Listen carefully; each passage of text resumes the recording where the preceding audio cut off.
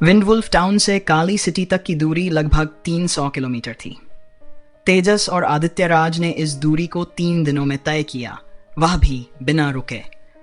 यात्रा के दौरान वे जल्दी में थे क्योंकि पवन भेड़िया भगवान ने उन्हें संदेश देने और 10 दिनों के भीतर वापस आने का आदेश दिया था। अगर वे देर करते तो आदित्य राज को सजा मिलती। इसलिए वे जल्दी से यात्रा करते रहे ताकि काली सिटी में कुछ समय बिता सकें। रास्ते में चलते हुए आदित्य राज ने तेजस से पूछा, बड़े शहरों में व्यापार के लिए क्या उपयोग किया जाता है? तेजस ने तुरंत जवाब दिया, गांवों और कस्बों में ज्यादातर लेन देन वस्तु विनिमय के जरिए होते हैं, लेकिन बड़े शहरों और पूरे महाद्वीप में ये सब दुर्लभ खनिजों या पौधों से बने सिक्कों के माध्यम से होता है। एम्पायरियन डोमिनियन की ओर से ये मुख्य रूप से खनिज सिक्के हैं, जबकि सोलस्टिस एम्पायर की ओर से ये पौधों पर आधारित सिक्के हैं। इन सिक्कों का सबसे बड़ा फायदा यह है कि इनमें ऊर्जा होती है जिसे सीधे अवशोषित किया जा सकता है और रक्त वंश को मजबूत करने के लिए इस्तेमाल किया जा सकता है। इसलिए इन्हें नकली नहीं बनाया जा सकता और सिक्के अपने आप में मूल्यवान होते हैं। आदित्य राज ने संतोष से सिर हिलाया और कहा, अच्छा है, तुम्हें बिल्कुल स्पष्ट रूप से याद है। एम्पायरियन डोमिनियन की मौद्रिक प्रणाली के बारे में बताओ। तेजस ने कहा, एम्पायरियन डोमिनियन में 5 मुख्य मुद्राएं हैं। सबसे ऊंचा स्तर एमेथिस्टिन सिक्का है, जिसे एक विशेष बैंगनी सोने की धातु से बनाया गया है। कहा जाता है कि इसमें काफी मात्रा में ऊर्जा होती है, यहां तक कि महान दानव और महान अप्सराएं भी इसे साधना के लिए इस्तेमाल कर सकती थीं। एमेथिस्टिन सिक्के दुर्लभ हैं और आमतौर पर बाजार में प्रचलन में नहीं आते। उनका मूल्य अधिकतर प्रतीकात्मक है। एक एमेथिस्टिन सिक्का लगभग 100 एम्पायरियन सिक्कों के बराबर होता है। एम्पायरियन सिक्के का नाम एम्पायरियन डोमिनियन के नाम पर रखा गया है और यह 6 दुर्लभ खनिजों को मिलाकर बनाया गया है। इन खनिजों में जल, अग्नि, पृथ्वी, वायु, प्रकाश और अंधकार के 6 मौलिक गुण होते हैं। उन्हें मिलाना एक चुनौतीपूर्ण शिल्प है और उनके भीतर निहित ऊर्जा अद्वितीय होती है, जो रक्त रेखा की ताकत को उत्तेजित करने में मदद करती है। एक एम्पायरियन सिक्का 10 नेचुरे सिक्कों के बराबर होता है। नेचुरे सिक्के 6 प्रकारों में विभाजित हैं, जो एम्पायरियन सिक्कों में शामिल विशेषताओं के समान हैं। इन सिक्कों का निर्माण एम्पायरियन सिक्कों में इस्तेमाल किए गए खनिजों की तरह होता है, लेकिन उनकी गुणवत्ता थोड़ी कम होती है। यह बाजार में सबसे प्रचलित उच्च मुद्रा भी है और इसकी क्रय शक्ति भी बहुत अधिक होती है। एथरहॉर्न सिक्के 6 मौलिक सिक्कों के नीचे आते हैं। ये एथरहॉर्न नामक अयस्क से बने होते हैं। एक नेचुरे सिक्का लगभग 100 एथरहॉर्न सिक्कों के बराबर होता है। मुद्रा का सबसे निचला स्तर दानव कठोर सिक्कों के रूप में जाना जाता है। उनका मूल्य ऊर्जा शक्ति के संदर्भ में मापा जाता है। ऐसे खनिज जिनमें प्रथम श्रेणी के दानव की रक्त रेखा शक्ति का लगभग 1% या उससे अधिक होता है, उन्हें दानव कठोर सिक्कों के रूप में इस्तेमाल किया जा सकता है। दानव कठोर सिक्कों के कई प्रकार होते हैं क्योंकि इन्हें विभिन्न दानव जातियां बनाती हैं। दानव कठोर सिक्कों और एथरहॉर्न सिक्कों के बीच विनिमय दर भिन्न होती है, जिसके लिए अधिक जटिल गणना की आवश्यकता होती है। अधिकतर समय बड़े शहरों में एथरहॉर्न सिक्कों का ही उपयोग होता है। आदित्य राज ने संतोषपूर्वक सिर हिलाया, अपने शिष्य की स्मरण शक्ति से खुश होकर। तुम्हारी याददाश्त बहुत अच्छी है। विंडवुल्फ टाउन की आय का सबसे बड़ा स्रोत शहर के पास स्थित विंड स्पिरिट खदान है। इस खदान से मिलने वाले विंड स्पिरिट पत्थर का एक छोटा सा हिस्सा लगभग एक एथरहॉर्न सिक्के के 5वें हिस्से के बराबर होता है। यह पत्थर कीमती खनिज नहीं माना जाता, लेकिन इसका अपना महत्व है। इस खदान से हर साल मिलने वाले पत्थरों को विंडवुल्फ कबीले को सौंप दिया जाता है और मजबूत शरीर वाले सभी गुलामों को खनिक के रूप में काम पर लगाया जाता है। तेजस ने स्वाभाविक रूप से पवन आत्मा पत्थर, एक हरे भूरे रंग का अयस्क देखा था। आदित्य राज के कमरे में वायु तत्व की संरचना इसी अयस्क पर निर्भर थी। हालांकि अयस्क में कुछ अशुद्धियां थीं, फिर भी यह दुर्लभ था क्योंकि इसमें केवल एक तत्व मौजूद था, वायु।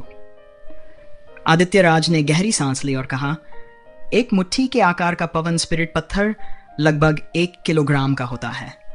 हमारी श्रद्धांजलि सूची में इस बार 5000 किलोग्राम पवन स्पिरिट पत्थर का वादा किया गया है। यह शहर के उत्पादन का 2/3 से भी ज्यादा है। यही स्थिति हर साल होती है। क्या पवन भेड़िया कबीला बहुत शक्तिशाली है? तेजस ने पूछा। वे हैं।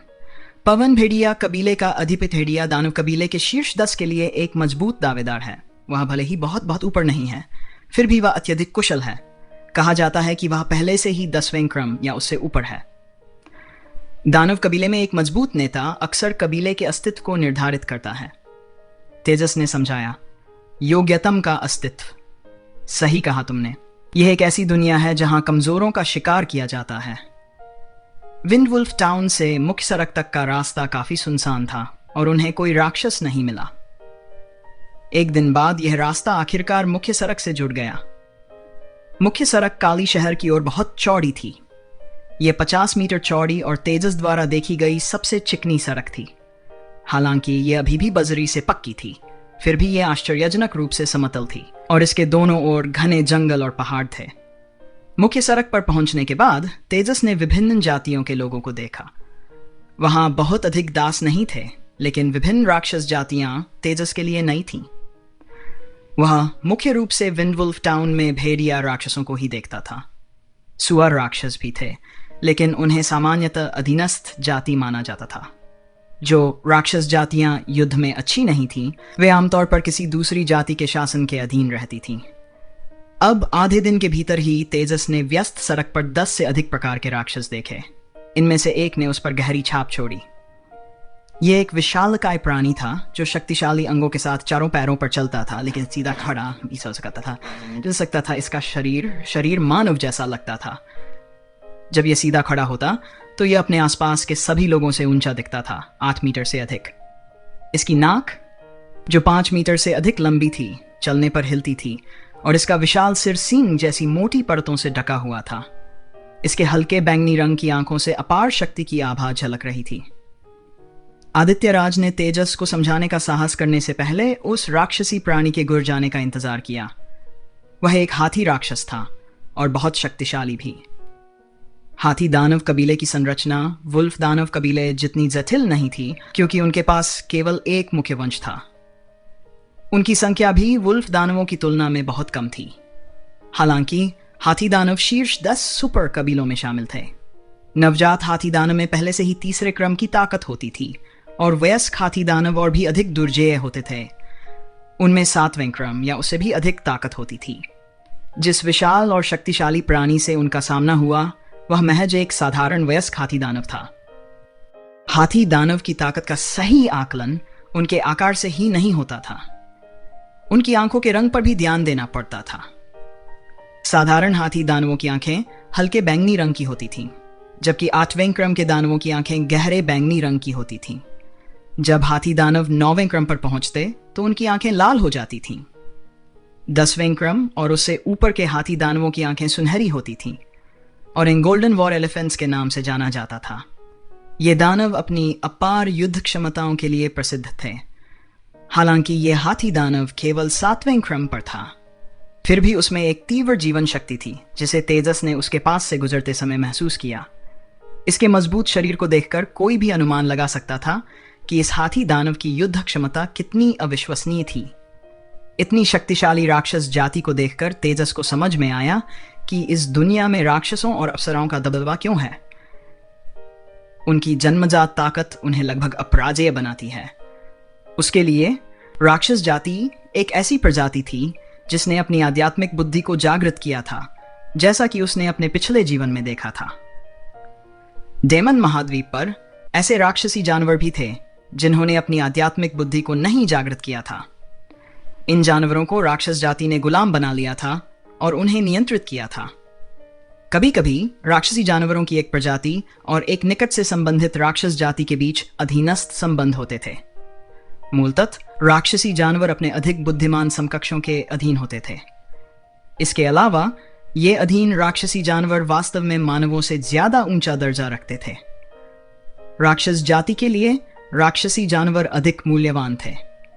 आदित्यराज के नेतृत्व में तेजस और वह मुख्य सड़क के किनारे किनारे यात्रा कर रहे थे। मानव जागीरदारों को सड़क के बीच में चलने की अनुमति नहीं थी, अन्यथा कोई भी राक्षस उन्हें आसानी से कुचल सकता था और कोई भी उसकी ओर देखना भी नहीं चाहता था। उन्होंने अपनी यात्रा को यथासंभव तेज किया और 1.5 दिन की कठिन यात्रा के बाद वे अंततः अपने गंतव्य पर पहुंच गए।